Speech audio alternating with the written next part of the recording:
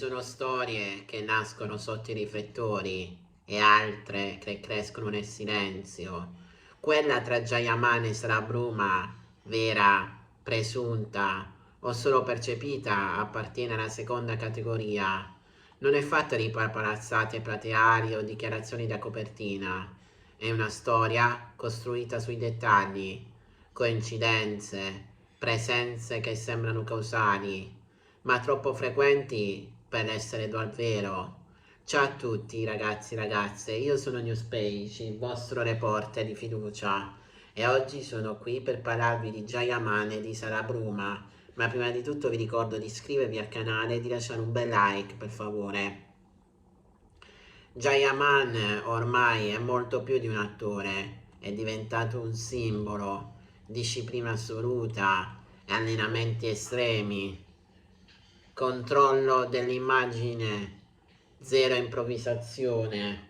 Ogni uscita pubblica è studiata, ogni parola pesata.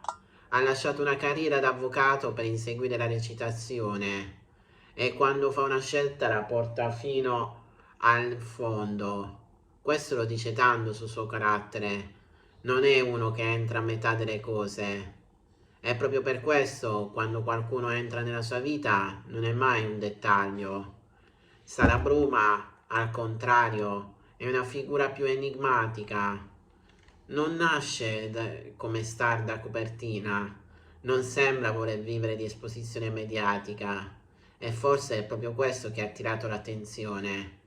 Nel mondo di Gian, fatto di fan ovunque, urla, fresh, speculazioni, una persona più riservata può sembrare un rifugio, ma c'è un problema quando due mondi così diversi si toccano.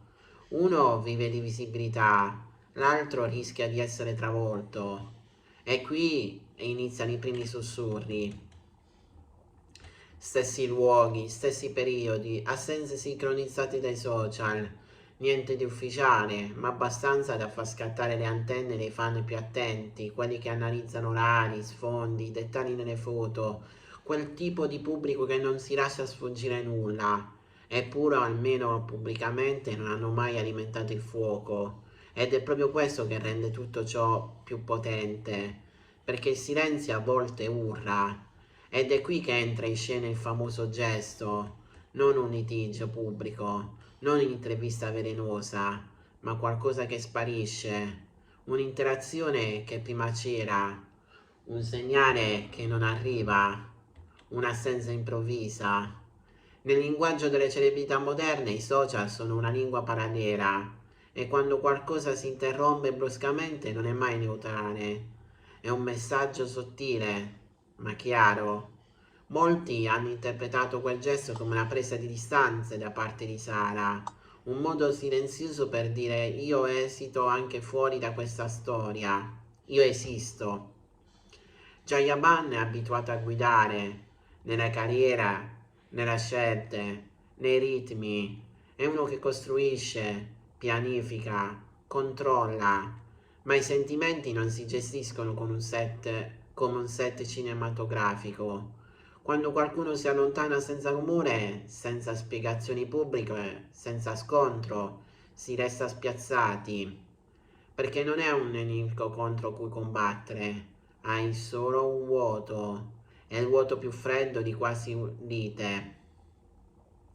Chi lo ha visto recentemente ha parlato di un Gian più concentrato, più chiuso, ancora più immerso nel lavoro. E qui nasce una delle teorie più folli. Il lavoro come scudo emotivo. Quando qualcosa ti tocca davvero, ti rifugi in ciò che sai controllare. Questo è un aspetto che spesso i fan non considerano. Stare vicino a una figura come lui significa perdere l'anonimato. Ogni uscita diventa notizia, ogni sorriso analizzato, ogni silenzio interpretato. Non è una relazione tra due persone, è una relazione sotto un microscopio globale. E forse il gesto di Sara non è stato contro Gian, ma per se stessa. Un modo per dire non voglio essere solo un capitolo nella tua storia pubblica. La verità probabilmente non la sapremo mai e forse è giusto così. perché dietro i gossip, le ipotesi, secondo me restano due persone vere, con emozioni vere, con momenti che non devono per forza diventare spettacolo, ma questa storia ci affascina perché ci riconosciamo dentro. Chi non ha mai vissuto un allontanamento silenzioso, chi non ha mai sentito quel giro quando qualcosa cambia e non sai perché. Il presunto gesto di Sara e la reazione di Gian ci insegna una cosa potente. Non tutte le rotture fanno rumore. A volte il silenzio è la forma più fredda di distanza. E l'amore, quando è sotto pressione costante, diventa fragile. Le favole sotto i riflettori sembrano perfette, ma in realtà è fatta di equilibri delicati, identità da proteggere, spazi da difendere. E forse la lezione è questa.